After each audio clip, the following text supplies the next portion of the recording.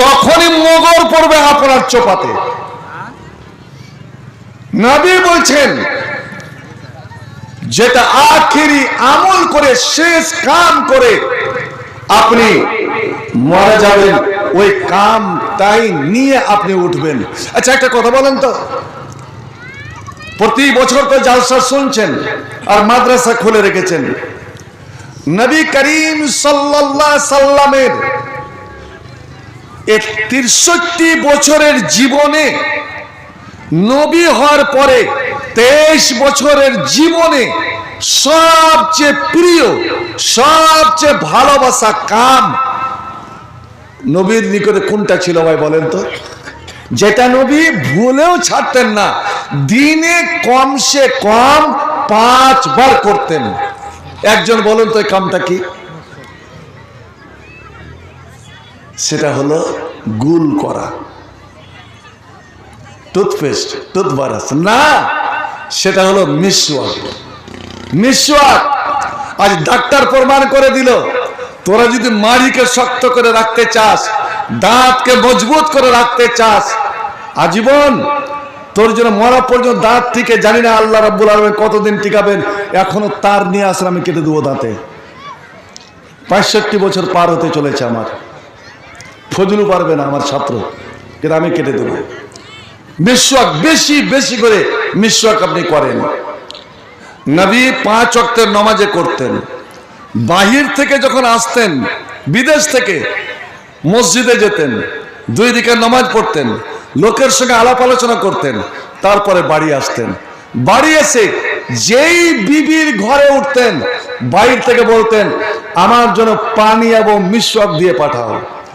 বাইরে ইমাম তিরমিজি রাহমাতুল্লাহ হাদিস এনেছেন বাদা বিসওয়াক, আগে তিনি মিসওয়াক করতেন, উযু করতেন, তারপরে ঘরে প্রবেশ করতেন। এটা হলো নবীর সুন্নাহ। ইয়া রাসূলুল্লাহ, ইয়া হাবিবাল্লাহ, আপনি তো ওখানে মিসওয়াক উযু করলেন, আবার এখানে কেন? আপনার মুখে তো দুর্গন্ধ নাই, আপনি কোনো দুর্গন্ধযুক্ত জিনিস ব্যবহার করেন না, এমনকি আপনি পেঁয়াজ, একটা হালাল জিনিস পেঁয়াজ আপনি খান না, রসুন খান না, এই জন্য যে পেঁয়াজ রসুনের গন্ধ আছে, আপনি দুর্গন্ধকে অপছন্দ করেন। নবী গো, আপনার মুখ থেকে যখন থুথু বের হয়, আপনার মুখ থেকে যখন লালা, কথা বলার সময় যে লালাগুলো ছোটে ছোটে আসে, ইয়া রাসূলুল্লাহ, আপনার মুখের থুথু, আপনার মুখের লালা আমরা মাটিতে পড়তে দিই না, আমরা হাতে নুপে নিই আর আমরা শরীরে মালিশ করি। কেননা এই আরবের বুকে এমন কোন আতর কিনে পাওয়া যায় না যে আতরে এমন সেন্ট আছে, যেই সেন্ট আপনার ছোবের মধ্যে, আপনার থুতুর মধ্যে, আপনার লালার মধ্যে পাওয়া যায়। বন্ধুরে আমার, আমার নবীর মুখের থুতু কেউ যদি শরীরে মালিশ করে নিত, ওরে সপ্তাহ সপ্তাহ গোসল করলে তার শরীর থেকে একটা সুগন্ধি আতরের মহল ছুটে আসতো। সুবহানাল্লাহ। রাস্তাতে যদি নবীর ঘাম পড়ে যেত, 1 ঘন্টা ধরে যতই মানুষ চলাচল করুক না কেন, ওখান থেকে আতরের সেন্ট ছুটে আসতো। নবী আতরের সত্ত্বে আপনি মিসওয়াক করেন কেন? নবী আমার বললেন এটা আমার প্রিয় জিনিস, আর আমি বিদেশে ছিলাম, আমি মিসওয়াক করেছি কিনা আমার মনে নাই। এখন যে আমি বাড়িতে যাব, আমি ভিতরে যাব, আমার বিবিরা আমাকে আগমন করার জন্য তারা প্রস্তুত হয়ে আছে, ওরা আমাকে সালাম দেবে। হতে পারে কোনো বিবি আদর করে আমার হাতে মুসাফা করবে, হতে পারে তোমাদের কোনো মা আমার কোনো বিবি আদর করে আমাকে জড়িয়ে আমার মুখে একটা চুম্বন দিতে আসবে। ওরে আমার সাহাবীরা শোনো, ওই সময় আমার বিবি, আমার স্ত্রী যদি আমার মুখের দুর্গন্ধ পায়, আমার কেন, আমি মানুষ, আমি মানুষ, আর মানুষের মধ্যে দোষ ত্রুটি থাকবে। আমার মুখ থেকে যদি সামান্যতম দুর্গন্ধ, যদি গন্ধ বেরিয়ে যায়, যদি আমার স্ত্রীটা আমার মুখের গন্ধ পায়, সুবহানাল্লাহ, ওরে বিশ্ব জাহানের বাদশা, নবী কায়নাত, নবী রহমত, সমস্ত নবীর নবী, কত যে আমার মুখের গন্ধ যদি আমার বিবিরা পায়, আল্লাহর কাছে আমি ধরা পড়ে যাব। কারণ ওই পুরুষটা ভালো নয়, ওই পুরুষটা ভালো নয়, ওই পুরুষটা ভালো হতে পারে না যে জীবনে নিজের স্ত্রীকে কষ্ট দিল। একবার সুবহানাল্লাহ বলা যাবে না? সামান্য গালি গলুজ তো দূরে যাক, মারপিট তো দূরে যাক, নিঃশ্বাসের দ্বারা যদি আমার স্ত্রীটা কষ্ট পায়, ও কিচ্ছুই না বলুক, কাচুমাচু হয়ে থেকে যাক, সব চেপে থেকে যাক, কিন্তু মনে মনে কষ্ট পেয়েছে, আল্লাহ এই কষ্টের বদলা কিন্তু দেওয়া হবে। কেন তুমি আমার বান্দিকে, তোমার স্ত্রীকে কেন এই কষ্ট দিয়েছিলে? তোমাদের মধ্যে ওই পুরুষটাই ভালো যে নিজের স্ত্রীর কাছে ভালো, ওই পুরুষটা সবচেয়ে মন্দ যে নিজের স্ত্রীর কাছে মন্দ। আল্লাহু আকবার।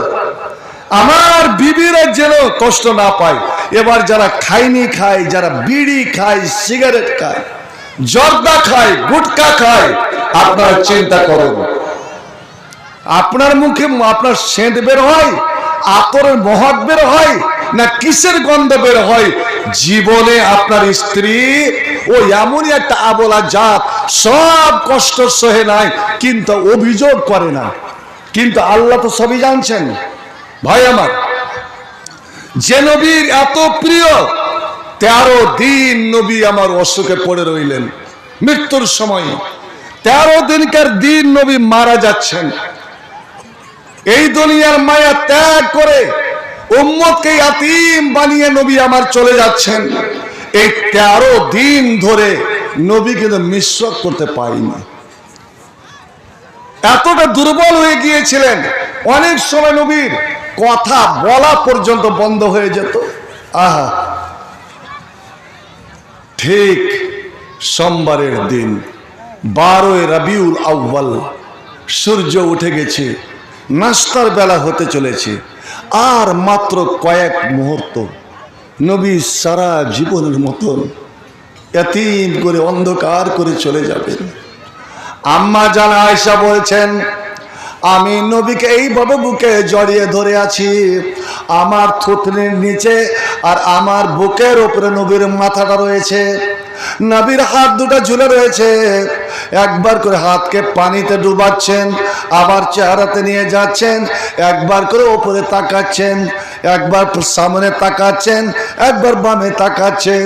পাশে বসে ফাতেমা ওজন কেঁদে যাচ্ছেন, কারণ এই ফাতেমার দুনিয়াতে কেউ রইল না, একটাই বাবা ছিলেন, এই বাবা চলে গেল। আল্লাহ, দুনিয়াতে আমার মা নাই, তিনটা বহিন আমার মারা গিয়েছে, আমার ভাই নাই, আমার চাচা নাই, আমার মামু নাই, আমার দুনিয়ার কেউ নাই। আল্লাহ, আমার মা ছিল আমার বাবা ছিল মোহাম্মদ, আমার সব কিছু ছিল মোহাম্মদ। দুঃখে সুখে আমি ছুটে আসতাম আমার আব্বার কাছে। আমি অনেক সময় হোসেনকে কোলে করে আর হাসানের হাত ধরে আমি আলীর কোনো কথাতে কান্না কানতে কানতে যখন এসেছি। নবী যখনই ফাতেমাকে দেখতেন, আল্লাহ রে আল্লাহ, 2 ছেলের মা, বেটি কত ভালোবাসা, যা আল্লাহ নবী বিছান থেকে উঠে, নবী আমার উঠে দাঁড়াতেন, চেয়ার ছেড়ে উঠে দাঁড়াতেন আর দৌড়ে গিয়ে হাজরাতে ফাতেমাকে কোলে করে নিতেন। আল্লাহ, এত বড় মেয়েকে কোলে করে নিতেন আর কোলে করে নিয়ে এসে নিজের সিটে বসাতেন। এ বাবারা, ভালো করে শুনে রাখো, মেয়েকে কেমন ভালোবাসতে হবে না মেয়ের হক মারতে হবে, মেয়ের জমি মারতে হবে। শোনো রে শোনো, নবী আমার বললেন, যারা মেয়েকে ভালোবাসলো, মেয়েকে আদর্শ দিয়ে ভালোবাস মানুষ করলো, জাহান্নামে কিয়ামতের দিন এই বেটিরা জাহান্নামের আড় হয়ে যাবে, জাহান্নামের টাটি হয়ে যাবে। বেটি কোনোদিন বাপকে জাহান্নাম যেতে দেবে না, এটা কিন্তু কোনো বেটারা করবে না। নবী